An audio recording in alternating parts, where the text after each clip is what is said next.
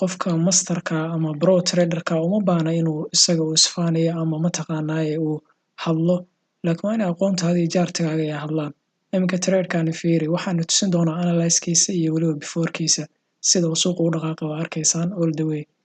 traderkani waxaa soo dhigay groupka publica sida arkaysaan waa kana analysekiisii imagine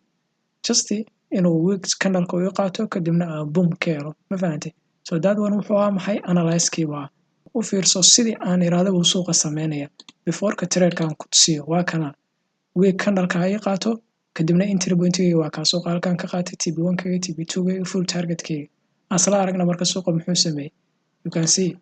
intii baa dhacday just week uu soo qaatay entry pointiga and then boom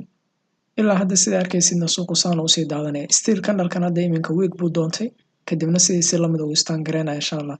marka insha Allah golday bilaha soo socda waxa ka rajeynayaa inay dhaqaaqiyo aad u fiican runtii ay sameyso haddii aad doonaysid inaad suuqan guul ka gaartidna markasta dhalinyaradan waxaa kula taliya inaa hal beer keliya aad ku adkaatid ma fahantay hal beer keliya inaad master garaysid chartigiisa aad waqtiga ugu badan ku qaadatid sidoo kale tan aqoon ahaan iyo waxa mataqaanaaye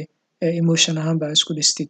marka nasiib wacan baan rajeynaa insha Allah iyo qof kasta inuu hamigiisa Ilaahay u rumeeyo